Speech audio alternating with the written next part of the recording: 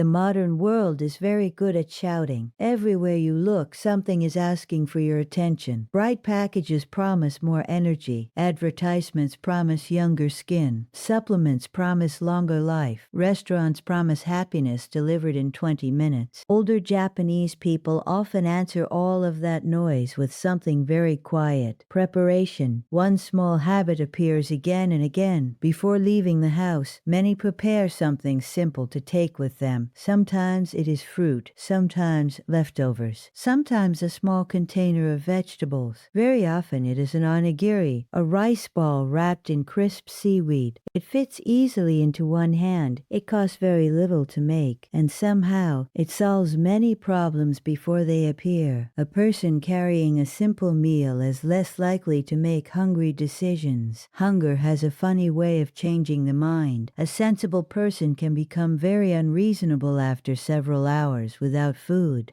Suddenly, the brightest package wins. The sweetest drink becomes irresistible. The largest portion feels completely reasonable. Older generations understood this without speaking about blood sugar or food psychology. They simply packed something before leaving home. It was never about perfection. It was about removing unnecessary struggles. This may be one of the greatest lessons hidden inside traditional Japanese ear to keep when they require very little effort. Worked bowl, prepared the night before, protects tomorrow's decisions. The same idea appears throughout many Japanese homes. Walking shoes are placed near the door. Tea is kept where it is easy to reach. Vegetables are already washed. Soup is made in larger batches. Rice is cooked once and frozen in portions. The better choice quietly becomes the easier choice. Many people believe discipline means forcing yourself to make the right decision every day. Older Japanese wisdom often suggests something gentler. Arrange your life so the right decision asks for less effort. That is not weakness. It is wisdom. After all, even the strongest bamboo bends with the wind instead of fighting it. Raj, as afternoon slowly turns toward evening, another quiet habit appears. There is no rush to eat while standing. No eating in front of the refrigerator because nothing else seems interesting. Dinner is treated differently, not because it is expensive, because it deserves attention. A traditional Japanese table is rarely built around one enormous dish. Instead, it is made of many smaller companions, perhaps grilled fish, a bowl of rice, miso soup, spinach with sesame, tofu, a few pickled vegetables, beans, seaweed, sometimes tomatoes, sometimes mushrooms, sometimes whatever the season has offered most generously. Notice something interesting. No magical ingredient, no miracle vegetable. Instead, there is variety. One food supports another. Protein works beside vegetables. Fiber sits beside healthy carbohydrates. Fermented foods quietly accompany the meal instead of trying to become the meal, instead of trying to become the entire meal. This pattern has repeated across Japanese kitchens for generations, not because someone published a bestseller, because families discovered that simple food prepared with care was enough. Fish appears often, not every day, not at every meal,